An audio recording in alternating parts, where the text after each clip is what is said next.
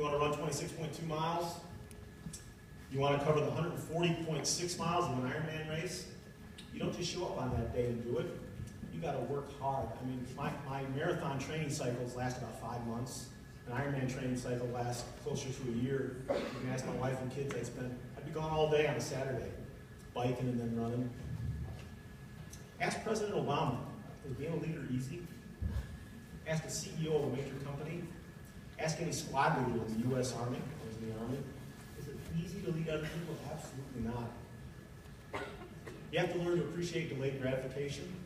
You have to work at things. Be willing to take gratification at the end when you've achieved your goal. Think of Rotary International. Joe Harding taught me this. Rotary International had a goal years and years ago. I don't even know the exact number, might be 30 or 40 years ago. Let's eradicate polio from the earth, from the planet. And a few years ago, they got down to there was just 4 countries left, starting with P-A-I-N, pain. You all know this. Pakistan, Afghanistan, India, Nigeria. You know what? Now we're down to down to just 2. You think that happened without any commitment? Absolutely not. So you have to be stubborn in a good way. One more image. The image you're going to see now. There's 2 ladies, Shawn Welch and Wendy Ingraham. This is at another Ironman championship race. This is in 1997. What are they doing? They're crawling to the finish line. They both hit the wall, just like Paul and Louis Frazier. They're still scratching and clawing for the finish line. That's a good kind of stubborn.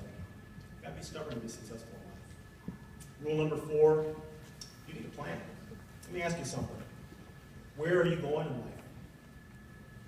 As a leader, where are you trying to take your group? What are you trying to accomplish? What do you do with your life? I'll tell you, as an endurance athlete, I meticulously plan, all marathoners and triathletes, we meticulously plan our schedules. We want to maximize performance. We have a very specific goal in mind. What is it? It's to reach the finish line.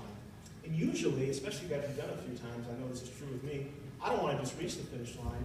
I want to reach the finish line at a very specific time. I want to beat 4 hours in the marathon.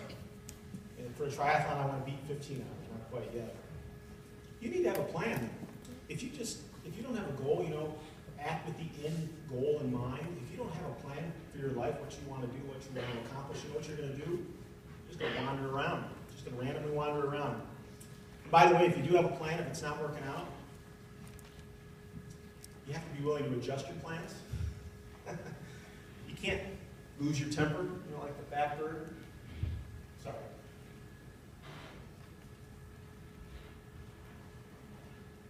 I like the fat bird. I start out the bad word, okay? My apologies. You know what, though? That's the problem. Sometimes we get a plan. There's a good stubborn that I just talked about. There's a bad stubborn. You can't stubbornly cling to plans that aren't working. That's what the fat bird did. Sometimes you have to adjust your plans. Rule number 5. Want to be a good leader, you got to manage your expectations. So when I show up at the starting line of a marathon, guess what? I know I'm not going to break the world record. I'm just not a world-class runner. You have to be realistic. But you know what? I have unique talents and abilities and passions. Each and every one of you have unique talents and abilities and passions that you bring to the table that no one else in this room, no one else in the world does. And you know what you have to do? You have to find out what they are. You know what? You're lucky that you're young. You have time, you have the time and the energy to find out where your passions are and what your place in the world is. Remember Venn diagrams from school? I'm sure you've seen a Venn diagram. This is the way I like to think about this. The old Venn diagram. Love the Venn diagram. Venn diagram, this is an example of a Venn diagram. 3 different sets. So if you're thinking about your expectations and what you want to do in life, there's 3 different things I think that you want to think about. First of all, you want to think about what are you good at? What you're good at is unique to you. So think about that and explore it. You may not know right off the top of your head. You've got to go try and do things. Experience new things. Do new things. But it's not good enough just to be good at something. I actually have to be very good at putting together Excel spreadsheets and manipulating numbers. I hate doing that. It's so boring. You know what else is important? You have a passion about it. What are you passionate about? What do you love? When you're doing it, what energizes you? You're spending time doing something, and time just flies by. You love it. But you know what? Just being good at something, just having a passion about it, that's really not enough either. You want to know why? Because the third one's important too.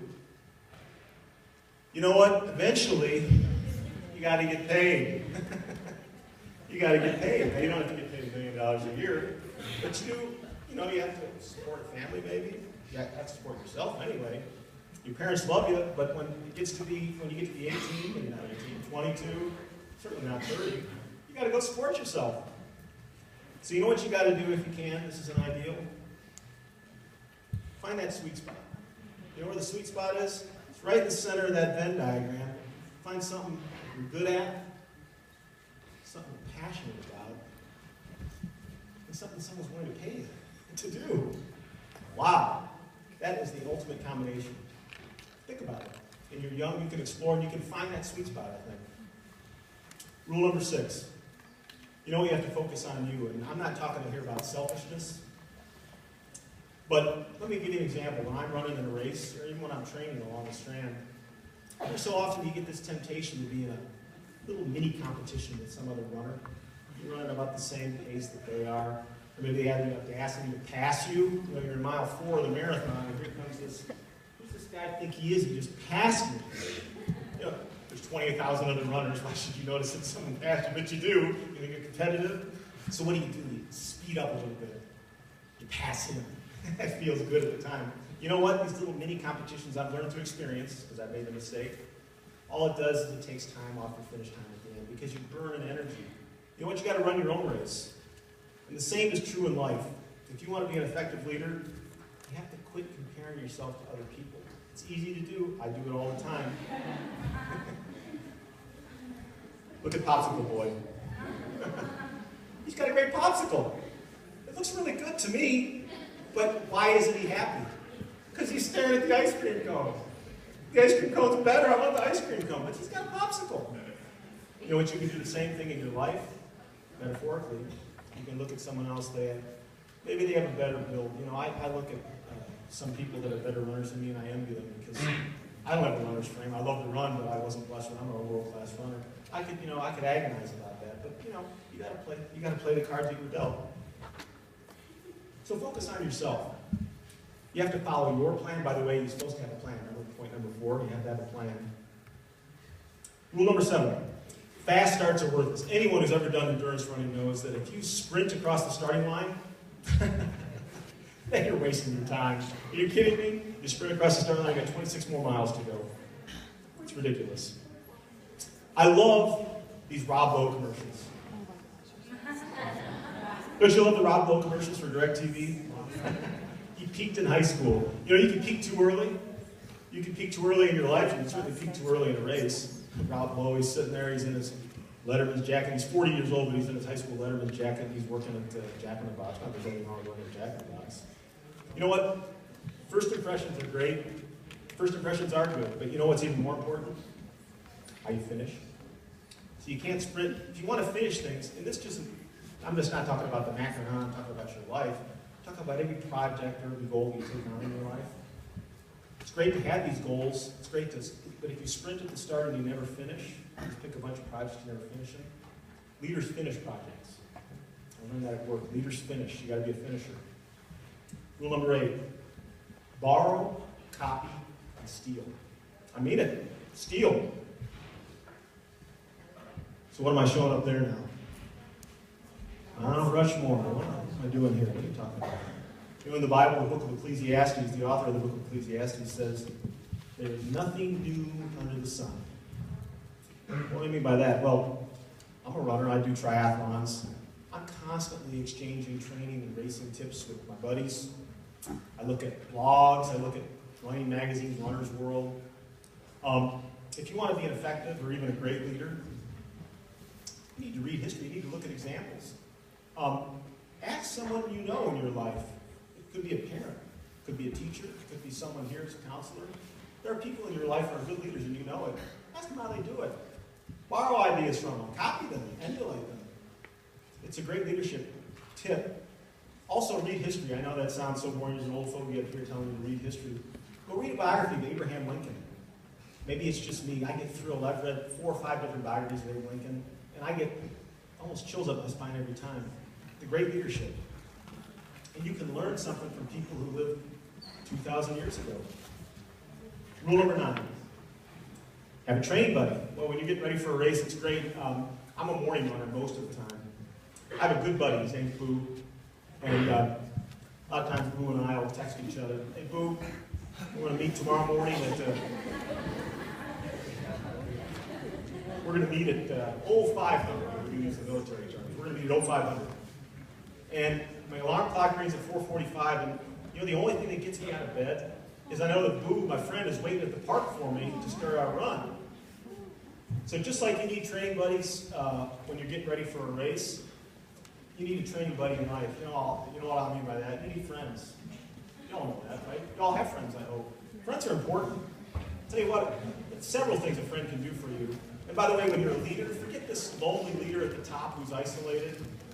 Forget that nonsense. That's nonsense. Every great leader always had friends, people around them that they could trust, that they could confide in. When you have good friends, they'll help you when you're discouraged. They'll cheer for you when you're successful.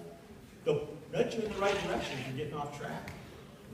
If you want to read about leadership gone wrong, getting back to reading biographies, read a biography of President Woodrow Wilson. In many ways, a great man. But at the end of his presidency, he was a lonely man. Wouldn't let anyone come close to him.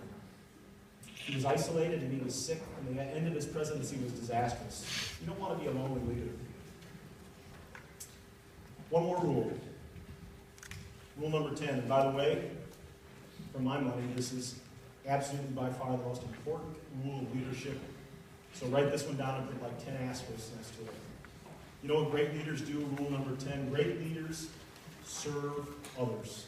I know that's what you're learning this week. You know, true leaders, they're not there to lord it over the people that they're leading. I think that's good now. And by the way, I've seen that in the military. It doesn't work. True leaders, they're not there to advance their own interests, advance their own cause at the expense of the people they're leading. That's not true leadership. That's not effective leadership. Listen to this. Jesus of Nazareth. Whosoever of you will be the chiefest shall be servant of all. For even the Son of Man, Jesus is talking about himself now, even the Son of Man came not to be served, but to serve, and to give his life a ransom for many. Okay, I want to go to the last image now. What do all these people have in common? All these people, except for the sign about rotary and polio, all these are people, and guess what? They're all acknowledged to be successful. Not even just successful, great leaders. What else do all these individuals have in common? All these individuals had a servant's heart, I got to tell you. Let's go through them one by one. Abraham Lincoln.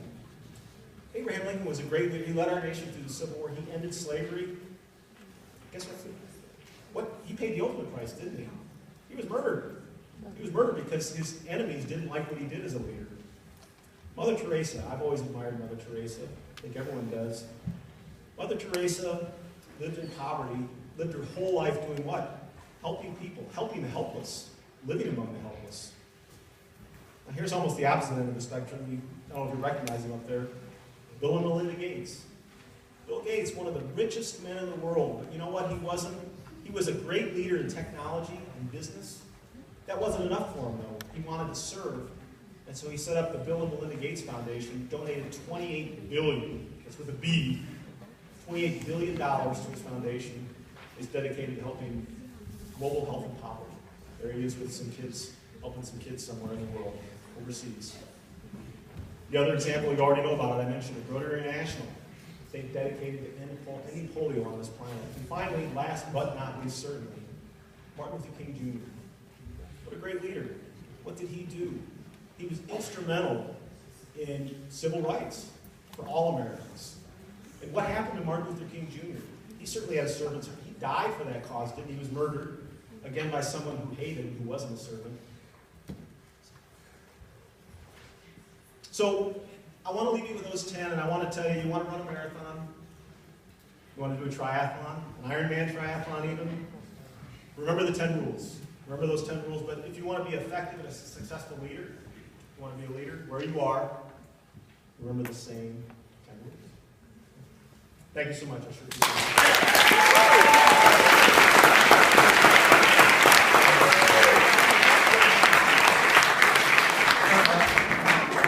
Tom, I want to say thank you for coming out.